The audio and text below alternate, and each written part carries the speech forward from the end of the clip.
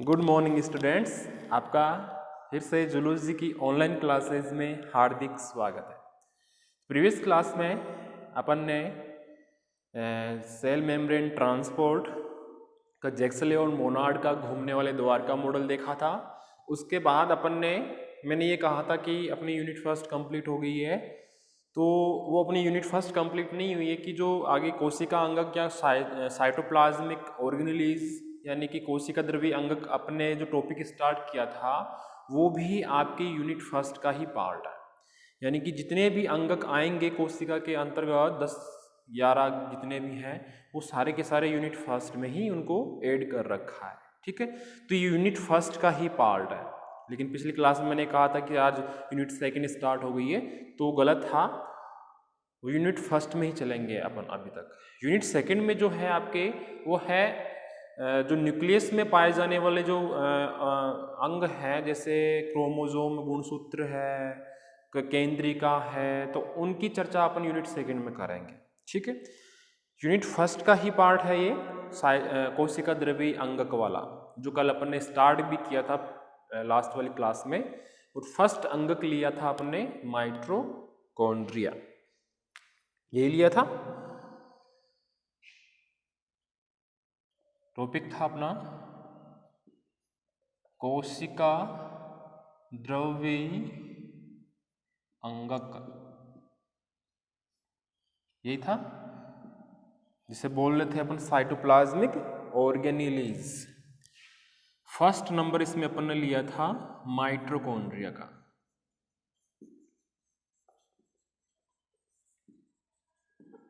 Mitochondria जिसके बारे में मैंने आपको थोड़ा सा डिटेल में बता दिया था, वापस रिपीट कर लेते हैं। जो माइटोकॉन्ड्रिया शब्द है यह ग्रीक भाषा, कौन सी भाषा? ग्रीक भाषा से लिया गया शब्द है, जिसका अर्थ है, क्या अर्थ है इसका? धागे नुमा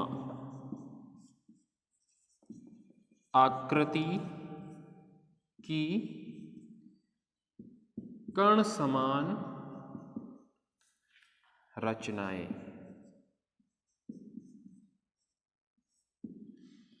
क्या अर्थ है इसका?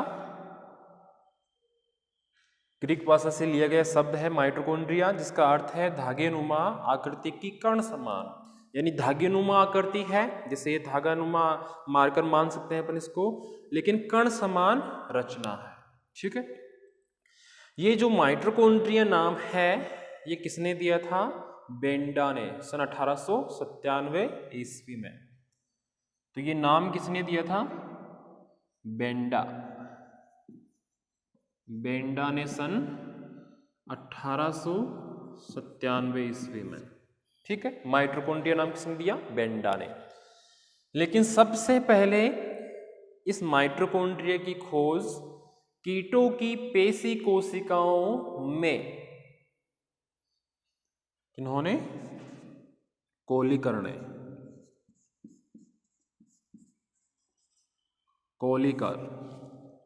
ने सन 1880 में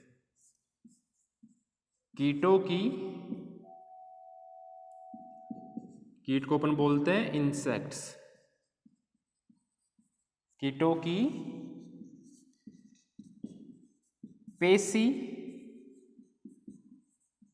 कोशिकाओं में इन कण समान रचनाओं को सर्वप्रथम देखा था।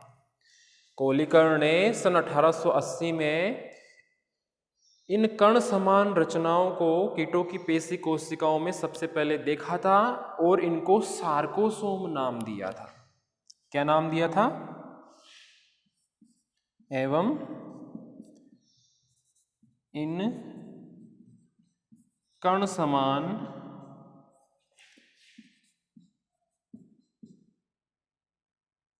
रचनाओं को सार्कोसोम नाम दिया।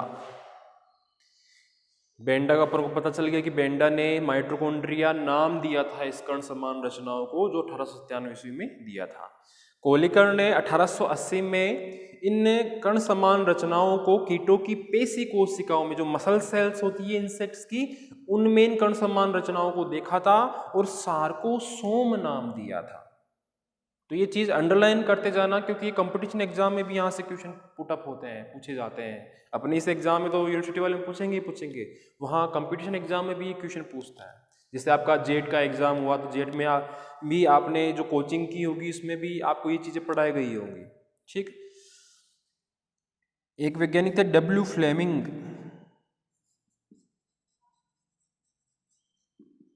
डब्ल्यू फ्लेमिंग, इन्होंने इन धागे समान रचनाओं को फाइला नाम दिया।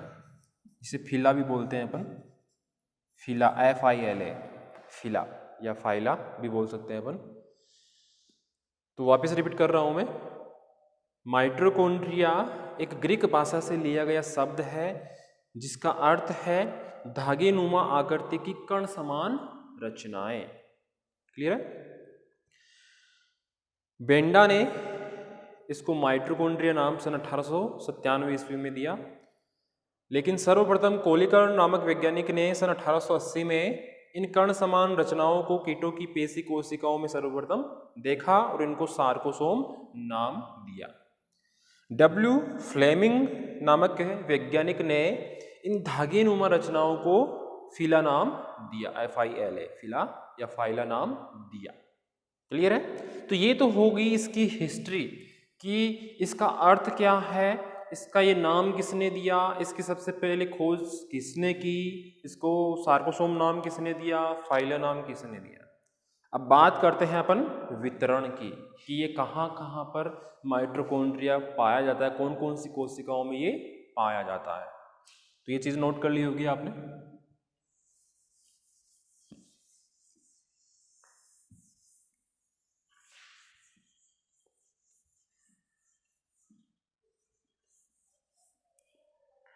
तो जो माइटोकॉन्ड्रिया है, अगर इसके अपन वितरण की बात करें, जिसे बोलते हैं डिस्ट्रीब्यूशन,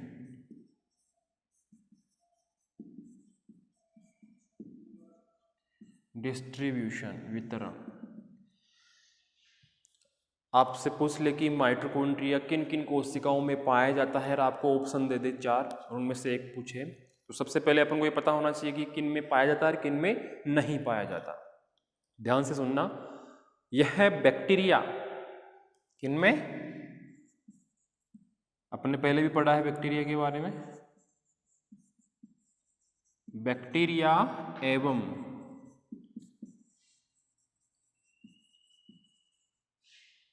मैमल्स की परिपक्व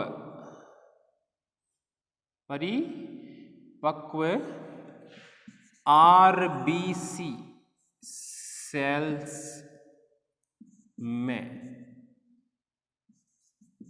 एब्सेंट, यानी बैक्टीरिया और मैमल्स यानी जो स्तनीय प्राणी होते हैं उनकी परिपक्व या मैच्योर RBC सेल्स में यह अनुपस्थित होते हैं। कौन? माइटोकॉन्ड्रिया। बाकी की RBC को छोड़कर जो भी कोशिकाएं हैं, चाहे पेड़ पौधों की हो, चाहे एनिमल्स की हो, चाहे इंसानों की हो, उन सभी में माइटोकॉन्ड्रिया पाए जाएंगे। तो अपन इस वितरण या डिस्ट्रीब्यूशन में क्या लिखेंगे कि यह माइटोकॉन्ड्रिया बैक्टीरिया में जीवाणु एवं स्तनियों की परिपक्व RBC कोशिकाओं में एब्सेंट या अनुपस्थित होते हैं, जबकि अन्य पेड़ पौधों और जो जीव जंतु है उनमें उनकी RBC को छोड़कर अन्य सभी कोशिकाओं में ये माइटोकॉन्ड्रिया पाए जाते हैं। तो ये हो गया इनका वितरण। आपको एक इसमें पॉइंट याद हो तो मैंने स्टार्टिंग में जब कोशिका अंगक का अपना छोटा सा टॉपिक आया था, उसमें अपन ने देखा था कि कितने कौन कौन से अंगक होते हैं, कैसे होते हैं। तो वहाँ पे मैंने माइटोकॉन्ड्रिया का भी जिक्र किया था, तो उसमें बताया था कि इसे कोशिका का पावर हाउस कहा जाता है। तो आपको कंपटीशन एग्जाम में मान लो पूछ ले कि कोशिका का पावर हाउस किसे कहते हैं, और ऑप्शन में दे दिया राइबोसोम, गोल्जी कॉम्प्लेक्स, माइटोकॉन्ड्रिया, और एंडोप्लाज्मिक रेटिकुलम। जब अपन को पता है कि ये जो माइटोकॉन्ड्रिया है ये कोशिका के अंदर उपस्थित होकर उसे ऊर्जा प्रदान करता है, इसीलिए इसे कोशिका का शक्तिगृह कहा जाता है। तो अपन इसमें ऐड कर देंगे एक लाइन, इसे सेल का पावर हाउस कहा जाता है। क्यों कहा जाता है? क्योंकि यह माइटोकॉन्ड्रिया कोशिका को ऊर्जा प्रदान करने का कार्य करता है। वो ऊर्जा किसके रूप में होती है? एटीपी के रूप में। ये मैंने आपको पहले भी बताया था, एटीपी के रूप में होती है, इसीलिए इसे कोशिका का पावर हाउस या हिंदी में बोले तो शक्ति गृह के नाम से जाना जाता है या कहा जाता है। ठीक है, यहाँ तक क्लियर है? आगे बढ़ते हैं। फिर अपन बात करें इसकी शेप एंड साइज की, कि इसकी शेप कैसी होती है, साइज कैसी होती है।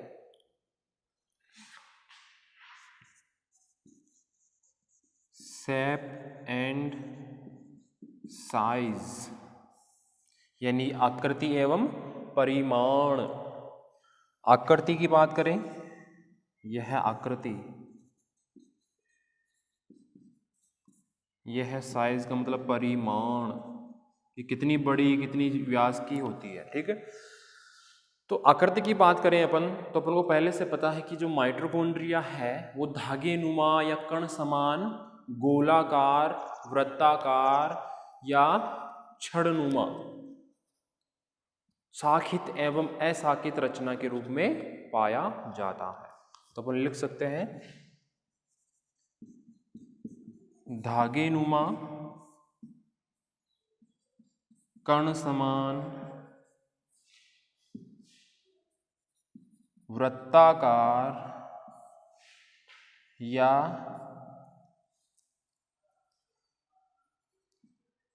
छड़नुमा, शाखित एवं अशाखित रचना के रूप में पाया जाता है। या तो शाखित हो सकता है या अशाखित हो सकता है, लेकिन धागेनुमा, कण समान, वृत्ताकार तो हमको पहले से पता है। तो ये हो गई इसकी माइटोकॉन्ड्रिया की शेप या आकृति। बात करें अपन परिमाण की या साइज की, तो नॉर्मल यह 0.5 म्यू से, म्यू को बोलते हैं माइक्रोन, से 1 माइक्रोन व्यास। साइज की बात करें यानी परिमाण की बात करें, तो ये 0.5 म्यू यानी माइक्रोन से 1 माइक्रोन व्यास का, एवं लंबाई की बात करें तो यह 3 से 10 म्यू यानी माइक्रोन लंबाई का होता है। तो यह होगी इसकी साइज।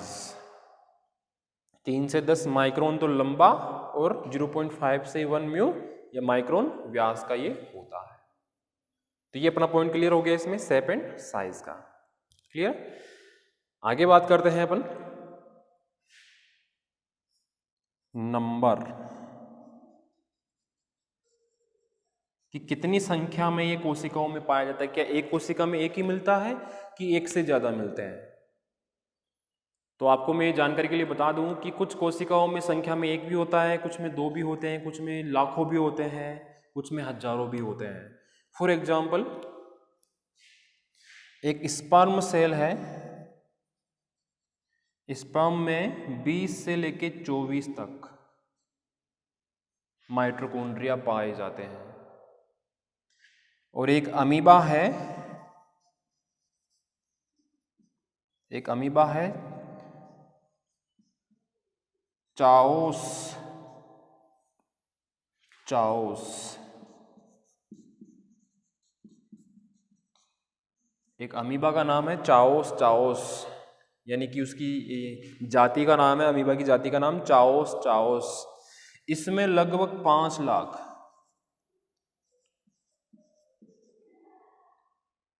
कितने? लगभग 5 लाख माइटोकॉन्ड्रिया पाए जाते हैं। देख लो, एक नन्हा सा अमीबा है, उसमें 5 लाख तक माइटोकॉन्ड्रिया मिलते हैं। और एक स्पर्म की बात करें तो उसमें 20 से 24, और अपनी WBC सेल की बात करें तो उसमें 2, 3, 4, 5 इतने मिलते हैं। तो अपन ये नहीं कह सकते कि ये जो माइटोकॉन्ड्रिया है किसी कोशिका में एक ही मिलेगा या 2 ही मिलेंगे। वो डिपेंड करता है कि वो कोशिका क्या काम कर रही है, कौन सी क्रियाएं कर रही है, उस पर डिपेंड करता है। ठीक है, तो ये अपना पॉइंट हो गया संख्या का, जो अपन ने देख लिया है। तो ये चीज नोट कर ली होगी, समझ में भी आ गई होगी। अब बात करेंगे अपन माइटोकॉन्ड्रिया की परासंरचना की, अल्ट्रा स्ट्रक्चर की।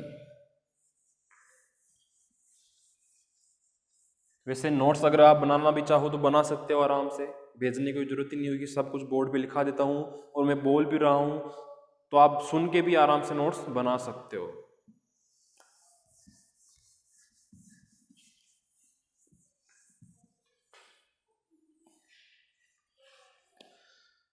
तो अपन बात करें आगे परासंरचना की। परासंरचना जिसे बोलते हैं इंग्लिश में अल्ट्रा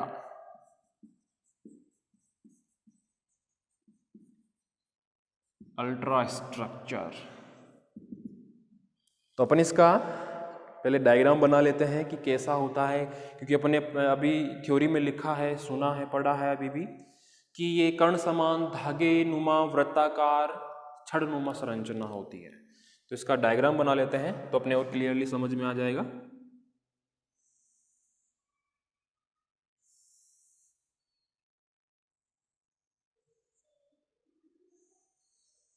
ऐसा ही देखा होगा आपने भी, लेकिन इसकी जो ये अंदर वाली मेम्ब्रेन है ये कई स्थानों पे अंदर की ओर अंतर्वलित हुई हुई रहती है।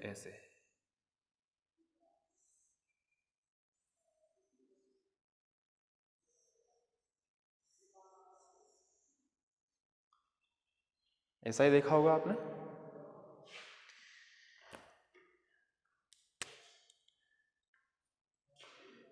इसमें आपने ऐसे छोटे छोटे पॉइंट से बनाए होंगे, ऐसे। ये है माइटोकॉन्ड्रियल क्रिस्टी, अंगुली समान रचना, जो इसकी इनर मेम्ब्रेन के इनर कैविटी में अंतर्वलन के कारण बनती है। और इस पे जो ये अपन रेड मार्कर से जो संरचना बना रहे हैं, ये F1 कण आपने पहले भी पढ़ रखे होंगे।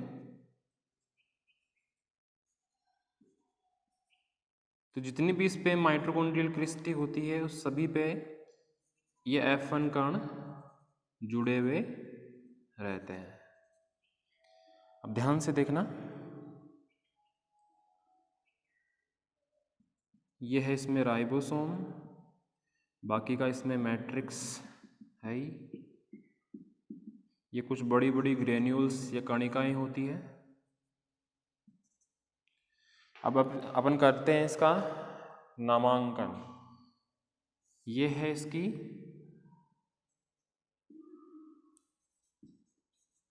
आउटर मेम्ब्रेन और ये है इसकी इनर मेम्ब्रेन। इनर मेम्ब्रेन ये है इसका आउटर मेम्ब्रेन, और इनर मेम्ब्रेन के बीच में आउटर चैम्बर, यह है इनर चैम्बर। चैम्बर मीन्स कक्ष। ये अंगुली समान रचना है इसकी क्रिस्टी।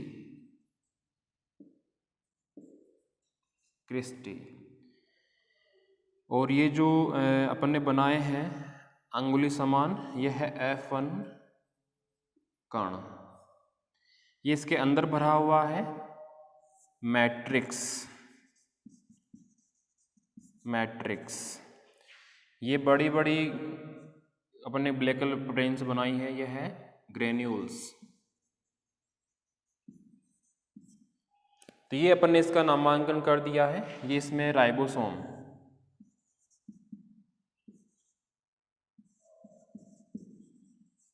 ये लो जी, ये अपन ने बना दी एक माइटोकॉन्ड्रिया की अल्ट्रा स्ट्रक्चर या परासंरचना, जिसमें बाहर की तरफ जो ये लाइन है ये इसकी आउटर मेम्ब्रेन या बाहरी झिल्ली, इनर मेम्ब्रेन लिखा है यानी कि इसके अंदर वाली इनर मेम्ब्रेन या आंतरिक झिल्ली। इन दोनों झिल्लियों के बीच में जो ये अवकाश है ये कहलाएगा आउटर चेम्बर या बाहरी कक्ष, लेकिन इसके अंदर वाला क्या कहलाएगा, इनर चेम्बर या आंतरिक कक्ष। इस के अंदर यानी इनर मेम्ब्रेन के अंदर जो लिक्विड भरा हुआ है ये क्या कहलाएगा, मैट्रिक्स। ये अपने राइबोसोम शो किए हैं, क्योंकि राइबोसोम के बिना एनर्जी बनेगी नहीं। फिर ये जो अपने इनर मेम्ब्रेन में अंगुली समान रचना बताई है, जो अंगुली की समान रचना है जो अंतर्वलन होने के कारण बनी है इस इनर मेम्ब्रेन पर, ये कहलाएगी माइटोकॉन्ड्रियल क्रिस्टी, इसे क्रिस्टा भी बोलते हैं अपन। इस पर F1 कण चिपके हुए होते हैं, ठीक है। तो ये है एक माइटोकॉन्ड्रिया की अल्ट्रा स्ट्रक्चर। इस स्ट्रक्चर पर अपन डिटेल में बात करेंगे आपकी जो नेक्स्ट क्लास होगी, कि इसमें ये जो अपन ने नाम लिखे हैं ये कैसे होते हैं, इनमें क्या क्या होता है, कौन कौन से वर्क्स इनके द्वारा किए जाते हैं, वो सभी अपन इसमें देखेंगे। तो आपको आज यहाँ तक नोट करना है, इसके लास्ट डायग्राम तक अल्ट्रा स्ट्रक्चर में, ठीक है। बाकी अपन नेक्स्ट क्लास में देख लेंगे, ठीक है। धन्यवाद।